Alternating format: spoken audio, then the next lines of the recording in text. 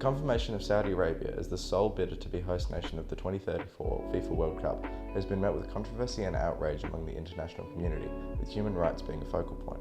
As a country with one of the highest numbers in the world for annual executions, with a notoriously corrupt and unjust judicial system, and a horrendous record for the treatment of migrant workers, there is justifiable concern that a World Cup could accentuate these issues. Furthermore, this announcement is the latest of a long line of sporting endeavours Saudi Arabia has pursued, and accusations that they are using the positive image associated with sport to distract from unpalatable elements of their country and government, commonly known as sports washing, are rife. According to Amnesty International, Saudi Arabian authorities executed 196 people in the year 2022. This is the largest figure recorded in the country for the last 30 years and comes despite its repeated promises to phase out the use of the death penalty. On March 12th of this year, 81 people were executed in a single day. Saudi Arabia also has a history of sentencing children to death, and usually perform executions by beheading or firing squad. Lengthy prison sentences and capital punishment are ordered for those who break the religious laws of the country, including some things that are not even illegal in Australia, such as adultery, blasphemy, and even witchcraft. However, perhaps the most concerning human rights violation occurred towards migrant workers. Comprising almost 1/3 of the country's population, migrant workers are crucial to fill jobs in areas that Saudi Arabian citizens either consider beneath them or are not taught to do, namely manual labour work, such as construction. Under the kafala system, employers act as sponsors, providing housing and, in cases where the immigrant is especially poor, travel costs, meaning workers are indebted to their employers before they even arrive. Sponsors also control aspects of immigrants' personal lives, legally forcing them to surrender their passports to prevent them from fleeing the country. They also must give permission for workers to change jobs or exit the country, opening avenues for potential abuse. Workers are forced to live in grossly overcrowded dormitories, starved, beaten, and can have their pay withheld for months or even years in what is known as modern-day slavery. Migrants also face additional struggles in court, with racial prejudice resulting in arbitrary arrests and improper trials, often even without translators. Sentences for foreign workers are consistently harsher than for Saudi citizens, and executions are commonly carried out immediately, without the migrant's home country even knowing. The Sovereign Wealth Fund of Saudi Arabia, known as the Public Investment Fund or PIF, has over the last few years increasingly been used to fund sport.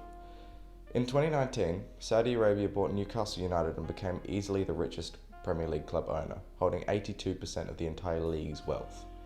Then, in June of 2022, the inaugural season of the Saudi-backed Live Golf was played, with prize pots larger than their primary rivals the PGA could offer, attracting many of the best players from around the world.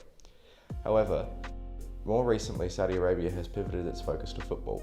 In June of this year, it was announced that the PIF would be buying 4 of the Saudi Pro League's biggest clubs, Al Hilal, Al Nassr, Al Ittihad and Al Ahly, as well as 4 smaller teams receiving investment and football infrastructure across the country being improved. The next day, it was announced that the PGA Tour and Live Golf were merging. Since this meteoric investment, many of the world's best players have moved to the league, headed by Cristiano Ronaldo to Al Nassr. Since this move, attendances at Al Nassr games have increased by 143% and ticket prices have skyrocketed. A world record £300 million transfer bid was also placed for Paris Saint-Germain star Kylian Mbappe, though he elected to remain in Europe. According to the Saudi government, all of this is in an attempt to diversify the nation's economy away from fossil fuels and better the health of its young population through the promotion of sport. Crown Prince Mohammed bin Salman has said that a key strategic objective of his is to create an attractive environment for investment in the country. However, there have been constant concerns that this investment is being used as a political tool to draw attention away from the country's poor record on human rights. Sport is an excellent way to do this, as it has an incredibly large audience and therefore is very attractive to the media. However, I'm making this video right now about the Saudi government's human rights allegations because of sports washing, so it's not working very well.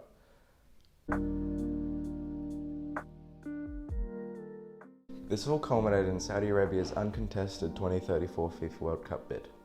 FIFA's World Cup host cycle rule ensures that a continent cannot host either of the 2 consecutive World Cups after hosting, and due to the previous 2026 World Cups in North America and the 2030 World Cup suspiciously spread across South America, Europe and Africa, only Asia and Oceania are eligible for the 2034 edition.